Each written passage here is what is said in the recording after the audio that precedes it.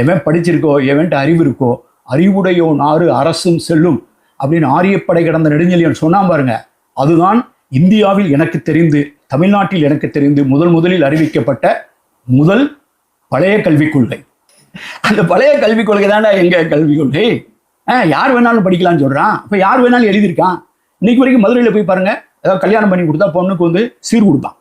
ஒரு சீர் வச்சு இல்லை, ஒரு ஸ்பூன்ல கூட அடிச்சிருப்பாங்க இன்சியலை. ஏன்னா ஸ்பூன்ல போய் அடிச்சிருக்கானே அப்படின்னு கேட்டா அதுக்கு எல்லா பாத்திரத்தையும் வாங்கிக்கிட்ட ஒரு எழுத்தாணிக்கார தெருவுன்னே இருக்கு.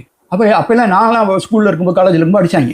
ஒரு பாத்திரம் டவராட்டு எதுல பார்த்தீங்கன்னா கரண்டி ஸ்பூன்ல இருக்குங்க பேரு, இன்சியல் இருக்கும். அவன் அப்ப பானையை எழுதுற பழக்கத்தை தான் பாத்திரத்தில் எழுதுறதை கொண்டு வரான். நான் இந்தியா ஃபுல்லாக போயிருக்கேங்க, வேற எந்த ஊர்லயும் பாத்திரத்தில் அவன் பேர் அடிச்சு நான் பார்த்ததே கிடையாது. உத்தரப்பிரதேஷ்லையோ மத்திய பிரதேஷ்லையோ குஜராத் எங்கேயுமே நான் பார்த்தது கிடையாது.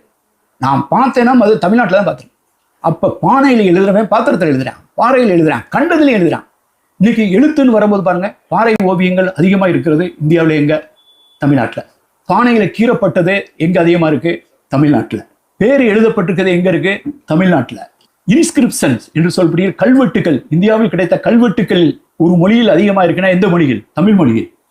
அப்புறம் கல்வெட்டுலேருந்து இது வந்து ஓலைச்சுவடிகள்லாம் வந்துருச்சு. அதாவது நான் சொல்றது வந்து இன்ஸ்கிரிப்ஷன்.